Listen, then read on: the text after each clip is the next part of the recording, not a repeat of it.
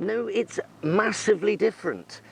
Implying that a person of colour looks like something out of Planet of the Apes is not the same as calling Ivanka Trump a feckless cunt. Because she does seem like a little bit of a cunt, Tim. Thanks, Gemma. Now a quick look at the weather. You've got Trump going, oh, where's my apology for all the fake news? Pointing out that Donald Trump is a fucking terrible president isn't the same as calling a black woman a monkey. You know, it's not quite the same level of apology issuing urgency. Because he's demonstrably fucking shit at what he does, Tim. Yesterday, he called the letter he got from North Korea a very nice letter, moments before admitting he hadn't even read the fucking thing.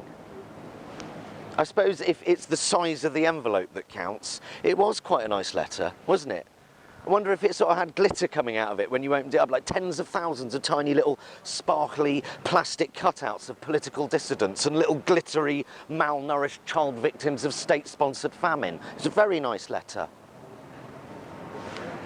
Comparing what Roseanne said with what Samantha Bee said, right, me calling, I don't know, Graham Norton a bender is totally different to me calling Theresa May an ineffectual whore.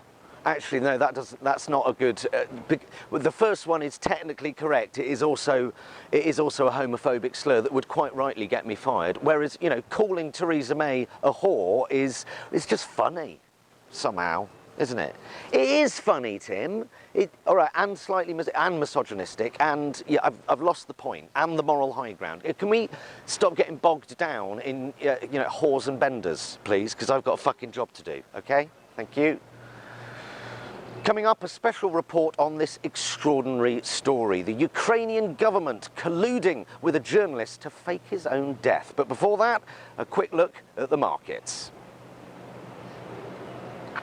Now this is fucking mental. The Ukrainian government thought it had uncovered a plot to assassinate a journalist, so faked the assassination themselves in order to attack Putin and say the Kremlin were behind it, even though they knew they weren't, because it didn't actually fucking happen. Fucking mental.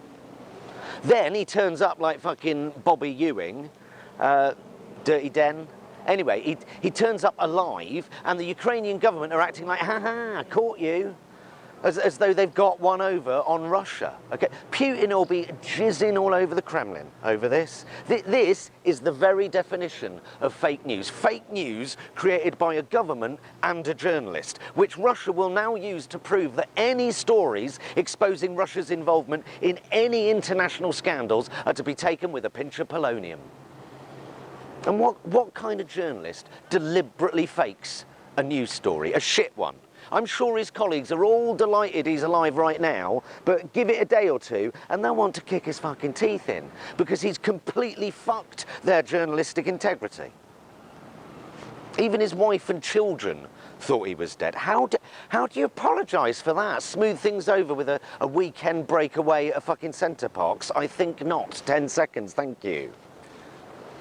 It is funny, Tim, because Theresa May might be many things, but she is clearly not a whore. Thanks, Peter. Now, the Ukraine hit the headlines earlier this week with an extraordinary story, straight out of a John le Carré novel.